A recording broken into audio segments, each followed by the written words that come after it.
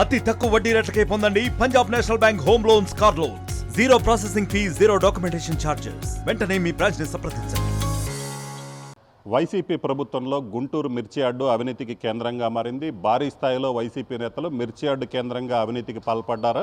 అలాగనే దీనికి సంబంధించి సుమారు 2,000 కోట్ల రూపాయలకు పైగా గత 5 ఏళ్లలో ప్రభుత్వానికి రావాల్సినటువంటి ఆదాయానికి కూడా గండి కట్టారని ఏదైతే మిర్చి యార్డుకు సంబంధించి మాజీ యార్డు చైర్మన్ మన్నవ సుబ్బారావు ప్రభుత్వానికి ఫిర్యాదు చేయడం జరిగింది. ప్రస్తుతం మనతో పాటు మన్నవ సుబ్బారావు ఉన్నారు. సార్, ఏంటి సార్ అసలు మీరు గతంలో కూడా మిర్చి యార్డు చైర్మన్గా చేశారు. సో అసలు గత 5 ఏళ్లలో ఇంత భారీ స్థాయిలో నిజంగా అంత అవినీతి జరిగిందంటారా? వాస్తవంగా ఇంతకంటే ఎక్కువ అవినీతి జరిగిందని నేను అనుకుంటా ఉన్నా. అంటే లోతుగా దాని మీద దర్యాప్తు జరిపితే దాదాపుగా నా అంచనాల ప్రకారం 2,000 కోట్ల రూపాయలు గత వైసీపీ ప్రభుత్వ హయాంలో 5 ఏళ్లలో జరిగినటువంటి అవినీతి.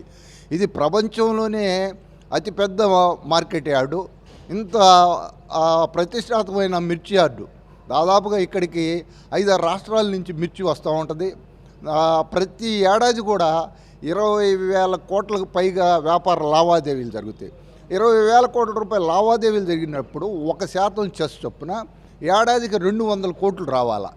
అంటే ఈ 5 ఏళ్లలో 1000 కోట్లు రావాలా. అట్లానే జిఎస్టీ ఒక 1000 కోట్లు రావాలా. అంటే ఒక 2,000 కోట్ల రూపాయలు రావాలి. ఇంకా అనేక రూపాయల్లో ఇంకొక 1000 కోట్లు రావాలా. మొత్తం కూడా కేవలం అక్కడ 700-800 కోట్లు మాత్రమే వచ్చినాయి. దాదాపుగా ఈ 5 ఏళ్లలో ఒక 2,000 కోట్ల పైగా అవినీతి జరిగినాయి, అక్రమాలు జరిగాయి దీంట్లో ప్రధానంగా. ఎందుకంటే ఒక్క జీరో వ్యాపారం ద్వారా, అంటే జీరో వ్యాపారం అంటే అక్కడ ఈనామలో నమోదు కాదు, వచ్చే సరుకులు లక్షలాది క్వింటాల్స్ వస్తాయి. వాళ్ళు మళ్ళీ అదేవిధంగా అక్కడ నమోదు కాకుండానే ఈ ప్రభుత్వానికి చెల్లించాల్సిన పన్నులు, ట్యాక్సులు చెల్లించకుండానే వెళ్ళిపోతూ ఉంటాయి. ఈ విధంగా జరిగిన అవినీతి. రెండోది ఏంటంటే ఇంకో పెద్ద కుంభకోణం, ప్రతి 5 ఏళ్ళకి ఒకసారి లైసెన్సులు రెన్యూల్ అవుతూ ఉంటాయి. మొన్న 400 లైసెన్సులు రెన్యూల్స్కి వచ్చాయి. ఆ రెన్యూల్స్లో కూడా 50,000 నుంచి 1,00,000 రూపాయలు ఒక్కొక్కరి దగ్గర వసూలు చేశారు. దీనికంటే ఇంకో పెద్ద కుంభకోణం ఏంటంటే లైసెన్సులు బదిలీ ఒక పేరుతో ఉన్నాయి, వాళ్ళు అమ్ముకుంటున్నారు 10 లక్షలకో 15-20 లక్షలకి. ఆ అమ్ముకున్నటువంటి లైసెన్సులు ఒక వ్యక్తి పేరుతో ఉంటే మరొక వ్యక్తి పేరుకి అది బదిలీ చేయాలంటే ప్రభుత్వం యొక్క అనుమతి తీసుకోవాలి. ఇక్కడ 3 మెన్ కమిటీ ఉంటుంది. ఈ 3 మెన్ కమిటీ సిఫార్సు చేస్తుంది. అక్కడ కమిషనర్ దగ్గర కమిషనర్ గారు దాన్ని ఆమోదిస్తూ చేస్తారు. అయితే వీళ్ళు ఏం చేశారు, తీసుకున్నారు 60 మందికి తీసుకున్నారు. 60 మంది కాకుండా ఏకంగా 287 మంది లైసెన్సులు వాటిని పూర్తిగా పేరు మార్చారు ఏకంగా. అయితే అక్కడ ఒక్కొక్కరి దగ్గర 10 లక్షల నుంచి 15-20 లక్షల రూపాయల దాకా వసూలు చేశారు. ఇదే కాకుండా అక్కడ డిఈఓలు అని చెప్పి డేటా ఎంట్రీ ఆపరేటర్లని నియమిస్తారు. ఈ డేటా ఎంట్రీ ఆపరేటర్లు అక్కడ ఉండి పనిచేయాలా, ప్రతి రోజు కూడా అక్కడికి రావాలా, అక్కడ విధులు నిర్వహించాలా, అక్కడ సంతకాలు చేయాలా. ఆ బయోమెట్రిక్ కూడా కేవలం సూపర్వైజర్లు వేయటం మొదలుపెట్టారు డిఈఓల ప్లేస్లో. ఈ డిఈఓలు వైసీపీకి అక్కడ సోషల్ మీడియాలో పనిచేస్తూ ఉన్నారు, వాళ్ళకి జీతాలు ఇక్కడ చెల్లిస్తూ ఉన్నారు. ఈ విధంగా ఒక 40-50 మంది డిఈఓల్ని ఇచ్చేశారు. అట్లాగనే సెక్యూరిటీ సిబ్బంది కానీ మొత్తం అక్కడేమో జనాభా ఉండరు, కానీ అక్కడ రిజిస్టర్లో మట్టుకు పేర్లు ఉంటాయి, జీతాలు డ్రా చేస్తూ ఉంటారు. ఈ కాకుండా అక్కడ కొన్ని వర్కులు అసలు జరగకుండానే వాళ్ళు జరిగినట్టుగా నమోదు చేసి ఆ బిల్లులు కూడా చేసుకున్నారు. ఇవన్నీ కూడా ఇంత పెద్ద ఎత్తున. ఇంకోటి ఏంటంటే బిల్ టు బిల్ అని ఉంటుంది. బిల్ టు బిల్ అంటే ఒకడికి లైసెన్స్ ఉండదు, ఇంకోటి దగ్గర డబ్బు ఉంటుంది. ఈ డబ్బు ఉన్నవాడు ఆ లైసెన్స్ ఉన్న వాడి పేరుతో వ్యాపారం చేస్తూ ఉంటాడు. ఈ విధంగా జరుగుతూ ఉంది. రెండోది ఏంటంటే ఈ విధంగా ఎవరైతే అనామకులు వచ్చి అక్కడ వ్యాపారం చేస్తున్నారో వాళ్ళు రైతులకి డబ్బులు ఎగ్గొడతా ఉన్నారు. మొన్న శ్రీనివాసరెడ్డి అనే ఒక అక్కడ కమిషన్ ఏజెంటు, అతను అక్కడ 60-70 కోట్ల రూపాయలకి ఎగవేశాడు. దాని మీద నల్లబడి పోలీస్ స్టేషన్లో కూడా కేసు నమోదైంది. కానీ అతను ఇప్పుడు దర్జాగానే ఆ యార్డులో తిరుగుతూ ఉన్నాడు. రైతులేమో బోరును విలపిస్తూ ఉన్నారు. ఆరుగాలం కష్టించి శ్రమించి పండించిన పంటకి గిట్టుబాటు ధర రాకపోగా ఈ విధంగా ఆ కమిషన్ యొక్క ఏజెంట్ల యొక్క దోపిడీకి కూడా గురి అవుతూ ఉన్నారు. ఈ కాకుండా వాళ్ళ దగ్గర కమిషన్ కూడా చాలా ఎక్కువగా వసూలు చేస్తూ ఉంటారు. ఈ విధంగా మొత్తం కూడా వ్యవస్థ మొత్తం కూడా 5 ఏళ్లలో పూర్తిగా భ్రష్టు పట్టింది. అయితే ఇక్కడ మా ప్రభుత్వం కూడా దీని మీద, తెలుగుదేశం ప్రభుత్వం కూడా కొంచెం కఠినంగా వ్యవహరించాల్సి ఉంది. మొన్న మంత్రి గారు వచ్చారు, చక్కగా వాటి మీద సమీక్షించాడు అచ్చెన్నాయుడు గారు. కానీ ఫలితాలు చూస్తే అంతగా రావటం లేదు. ఎందుకంటే గతంలోకి ఇప్పటికీ భిన్నమైన పాలన అక్కడ కనిపించాల, కానీ అక్కడ కనిపించటం లేదు. ఎందుకంటే ఒక సెక్రటరీని ఒక్కడిని బదిలీ చేశారు, ఐ వెంకటేశ్వర రెడ్డి అనేది. అతను బదిలీ వలన అక్కడ ఏమీ ప్రయోజనం లేదు. వచ్చేవాళ్ళు కూడా సమర్థులైన వ్యక్తులు వస్తే కొంచెం అక్కడ బాగుపడుద్ది. ఇప్పుడు విజిలెన్స్ వాళ్ళు 347 కోట్ల రూపాయల అవినీతి జరిగిందని వాళ్ళు నివేదిక ఇచ్చారు స్పష్టంగా. 20 మంది మీద చర్యలు తీసుకోమన్నారు. అందుట్లో ఒక చైర్మన్ మీద కూడా తీసుకోమన్నారు, అతని మీద క్రిమినల్ చర్యలు తీసుకోమన్నారు. వాటి మీద మీనమేషాలు లెక్కేయకూడదు. ఈ పార్టీకి వాళ్ళ మీద చర్యలు తీసుకోవాలా, వాళ్ళని మరి కొత్త వాళ్ళని ఎవరినన్నా మరి అక్కడ నియమించాలి. ఎందుకంటే ఇది ప్రపంచంలో ఇంత పెద్ద మార్కెట్ యార్డ్ అయి ఉండే, ఈ రాష్ట్రంలో అన్ని మార్కెట్ యార్డులకి ఎంత వస్తుందో దాని మీద 3 రెట్లు ఇక్కడ ఆదాయం వస్తున్నప్పుడు, తిరుపతి దేవస్థానం తర్వాత మిర్చి యార్డుకి అంత ఆదాయం వస్తూ ఉంటుంది. ఇంత ఆదాయం వస్తున్నప్పుడు ఈ రైతులకు సంబంధించింది, రైతుల సంక్షేమానికి సంబంధించింది.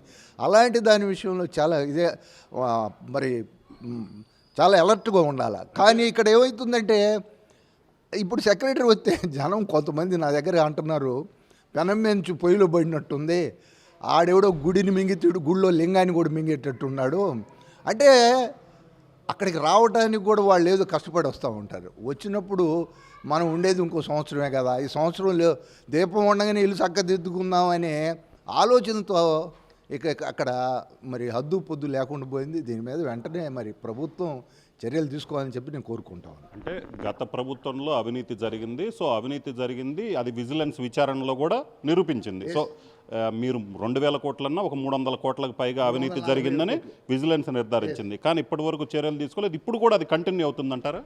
అంటే ఆ స్థాయిలో అయితే కంటిన్యూ కావటం లేదు. ఏదో ఒక రూపంలో అక్కడ కొంత ల్యాబ్స్ అయితే కనిపిస్తూ ఉన్నాయి. అక్కడ మరి అది ఏ రూపంలో ఉందనేది నేను పూర్తిగా చెప్పలేను, కానీ అలాంటి అవినీతి అయితే లేదు. కానీ ఇంకొంచెం మొన్న శ్రీనివాసరెడ్డి అని అతను ఎగ్గొట్టిన అతను మళ్ళీ అక్కడ తిరుగుతున్నాడంటే అక్కడ ఉన్నటువంటి అధికారుల యొక్క ఆ నిజాయితీని మనం ఒకసారి అది ఆలోచించాల్సిన అవసరం వస్తూ ఉంది. అంటే వాళ్ళు గనక నిక్కచ్చిగా నిజాయితీగా వ్యవహరిస్తే అట్లాంటి వ్యక్తులు మళ్ళీ రారు. వాళ్ళని పోలీసులకి పట్టించేవాళ్ళు, అయ్యా వీడు ఇక్కడికి వస్తున్నాడు, ఇక్కడ చేస్తున్నాడని. కాబట్టి ఏదేమైనా కానీ చర్యలు తీసుకోవాలని చెప్పి మేము కోరుతా ఉన్నాం. మీరు ఆల్రెడీ ప్రభుత్వానికి ఫిర్యాదు చేశారు, అక్కడ జరిగినటువంటి అవినీతి కావచ్చు, ప్రీవియస్ వచ్చినటువంటి ఆదాయం, లాస్ట్ 5 ఇయర్స్లో వచ్చినటువంటి ఆదాయం. సో ప్రభుత్వం విజిలెన్స్ నివేదిక ఇచ్చింది. అలాగనే మీరు ఇప్పుడు కూటమి ప్రభుత్వంలో మీరు అధికార పార్టీకి సంబంధించినటువంటి నేత గతంలో మార్కెట్ యార్డ్ చైర్మన్గా చేశారు. ఎందుకు ఇలాంటి సిట్యుయేషన్? అంటే గతంలో అవినీతి జరిగిందని రుజువైనా కూడా చర్యలు తీసుకుపోవటం, ఇప్పటికీ మిర్చి యార్డ్లో అలాంటి పరిస్థితి రావడానికి ప్రధానంగా అంటే ఇప్పుడు అధికారంలో ఉన్నటువంటి పార్టీకి సంబంధించినటువంటి నేతల సపోర్ట్ కూడా ఉందనుకుంటున్నారా? అంటే వీళ్ళ యొక్క సపోర్ట్ ఉందని నేను అంటలేదు, కానీ అక్కడ ఏంటంటే ఒక విధమైన నిర్లిప్తత, ఒక భయం, ఎవరి మీద ఏమైనా చర్యలు తీసుకుంటే ఏమైందని. ఎందుకంటే అతని మీద అయితే కేసు పెట్టడం అయితే పెట్టారు. ఆ కేసు పెట్టడం కూడా పత్రికల్లో వచ్చిన తర్వాత తీసుకెళ్ళి పెట్టారు. ఆ కేసు పెట్టడం మంచిదే కాదంటల్లా, కానీ ఆ కేసు పెట్టి చేతులు దులుపుకోవడం వలన సమస్య పరిష్కారం కాదు. అక్కడ అతని యొక్క షాపుని సీజ్ చేయాలా, అతని లైసెన్స్ సీజ్ చేయాలా, అదేవిధంగా అతను లోనుకు వచ్చినప్పుడు మరి పోలీసులకి ఇచ్చేసి అతని మీద చర్యలు తీసుకోవాలి. అప్పుడే రైతులు కనీసం తృప్తి పడతారు. సో మిర్చి యార్డులో ఫైనల్గా పూర్తి స్థాయిలో ప్రక్షాళన జరిగి ఏదైతే మిర్చి యార్డు లక్ష్యం ఏదైతే ఉందో రైతులకు మంచి గిట్టుబాటు ధర అందించడం కావచ్చు, వాళ్ళకి సంబంధించి అక్కడ అమ్ముకోవడానికి మంచి అట్మాస్ఫియర్ కల్పించాలంటే ప్రభుత్వం ఏం చేయాలంటారు? ఇప్పటికైనా ప్రభుత్వం అక్కడ ఆ సెక్రటరీని ఒక ఐఏఎస్ అధికారిని వేస్తేనే, ఒక జూనియర్ ఐఏఎస్ అధికారులు కొరత ఉన్నమాట నిజమే, కానీ ప్రభుత్వానికి ఆదాయం రావాలా. ఇప్పుడు ఇక్కడ వేసిన అతను ఇప్పుడు సెక్రటరీగా ఉన్నాయని అంతకుముందు ఇక్కడ జూనియర్ అసిస్టెంట్గా చేశాడు. అలాంటి వ్యక్తి ఒకేసారి దానికి హెడ్ ఆఫ్ ఇన్స్టిట్యూషన్గా రావడం, మొత్తం బాధ్యుడు కావటం వల్ల అక్కడ మిగతా వాళ్ళలో కూడా అంత భయం భక్తి ఉండదు.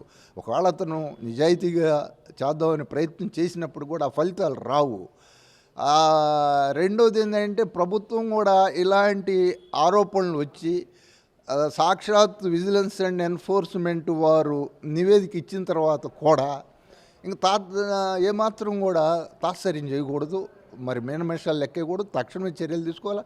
అదేవిధంగా మిగతా చోట్ల చాలా చోట్ల కొంచెం కొద్ది గొప్ప మంచోళ్ళు ఉన్నారు, వాళ్ళని తీసుకొచ్చి ఇక్కడ వేయాలి. ఇక్కడ ఇదివరకు అయితే ఇక్కడ పోటీ పడేవాళ్ళు ఇక్కడ సూపర్వైజర్గా రావడానికి. అంటే ఇక్కడ తింటమే ఇంకా వేరేది ఏమీ లేదనే ఆలోచనతో ఆ భావజాలంతో రావడం వలన ఇప్పుడు మరి ఏదేమైనా కానీ మంచి అధికారులు వేయాలా, వీలైతే త్వరగా కూడా పాలక మండలి ఎవరో ఒకళ్ళని సమర్థుల్ని చూసి వేయాలని. సో ఇది పరిస్థితి. మొత్తం మీద అయితే మాత్రం మిర్చి యార్డులో గత 5 ఏళ్లలో వైసీపీ హయాంలో ఉన్నటువంటి లాస్ట్ 5 ఇయర్స్లో భారీ స్థాయిలో అవినీతి జరిగింది. ప్రభుత్వానికి రావాల్సిన ఆదాయానికి గండి కొట్టారు. దాదాపు 2,000 కోట్లకు పైగా అవినీతి జరిగింది. దీనికి సంబంధించి విజిలెన్స్ అండ్ ఎన్ఫోర్స్మెంట్ అధికారులు అక్కడ తనిఖీలు చేశారు, విచారణ చేసి అవినీతి జరిగిందని చెప్పినప్పటికీ కూడా చర్యలు తీసుకోవడంలో అయితే మేనమేషాలు లెక్కిస్తున్నారు. సో ప్రభుత్వం కూడా దీని మీద కాన్సన్ట్రేషన్ చేయాలి. రైతులు ఏదైతే 5 రాష్ట్రాల నుంచి దాదాపు ఏపీ, తెలంగాణతో పాటు మరో 3 రాష్ట్రాల నుంచి కూడా ఇక్కడికి వచ్చి అమ్ముతారు. 1,000 కోట్ల టర్నోవర్ జరుగుతున్న ఇలాంటి మిర్చి యార్డుకు సంబంధించి ఆసియాలోనే అతిపెద్దదైన మిర్చి యార్డు కాబట్టి సో ప్రభుత్వం ఇక్కడ రైతులకు అన్ని రకాలుగా మంచి చేసేలా చర్యలు తీసుకోవాలి. సమర్థులైన అధికారులు వేయడం ద్వారా అవినీతికి అడ్డుకట్ట వేయాలని కోరుతున్నారు. కెమెరామెన్ సిద్ధుతో రామారావు, RTV, గుంటూరు జిల్లా. మరిన్ని వీడియోస్ కోసం ఛానల్ ని సబ్స్క్రైబ్ చేయండి. లేటెస్ట్ అప్డేట్స్ కోసం వాట్సాప్ ఛానల్ ని ఫాలో అవ్వండి. ఆ లింక్ డిస్క్రిప్షన్ లో ఉంది.